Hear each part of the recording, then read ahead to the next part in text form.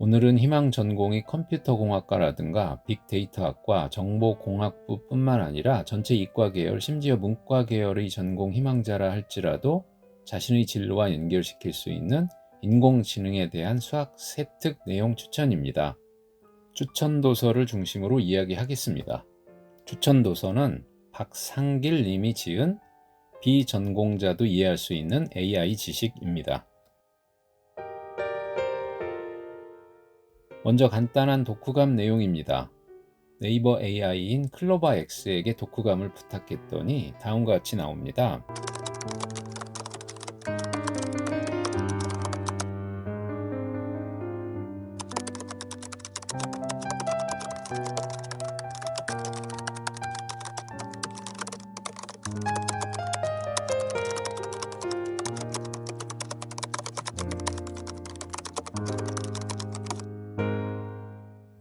그런데 이런 독후감은 별로 도움이 되지는 않습니다. 독후감을 쓴다면 책에 대한 서평보다는 자신의 진로와 관련 있는 책의 특정 부분을 직접적으로 연결하여 쓰면 좋습니다.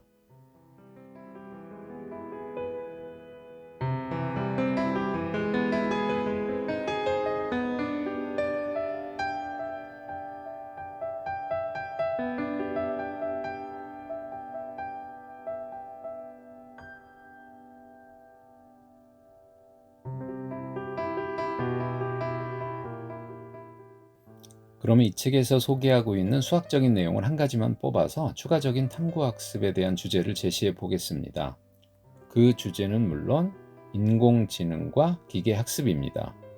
이 책의 주제가 되기도 하고 특히 1단원의 주요 내용입니다. 결국 이 탐구는 과연 기계는 생각할 수 있느냐, 기계가 생각한다는 것은 무슨 뜻이냐 라는 질문에 대한 자신의 대답을 얻어가는 과정입니다.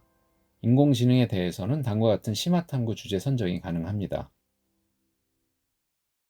첫 번째 심화탐구 주제는 인공지능이란 무엇인가입니다.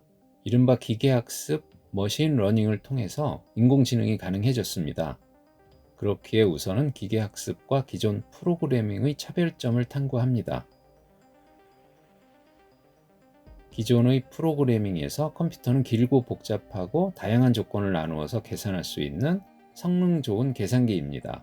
하지만 기계학습을 통해 컴퓨터는 스스로 규칙을 찾아냅니다. 한마디로 머신러닝이라고 하는 학문은 기계가 명시적으로 코딩되지 않은 동작을 스스로 학습해 수행하는 방법을 연구합니다.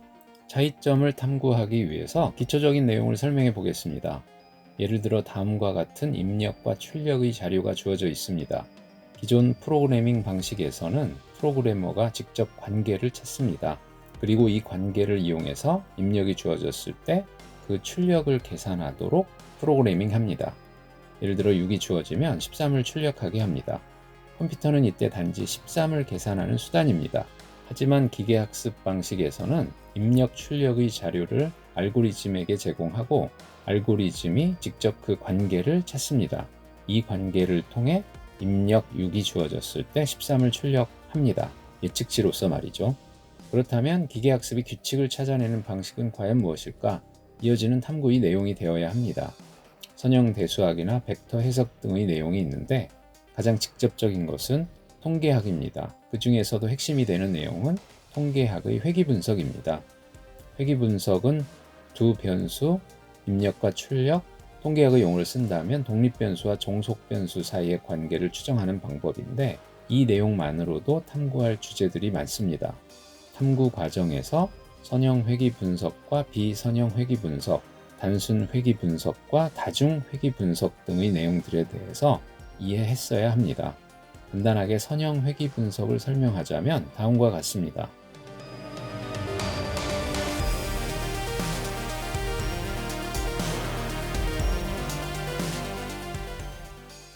이러한 기계학습의 결과 사용자가 인공지능을 통해 얻게 되는 대답은 확률적입니다.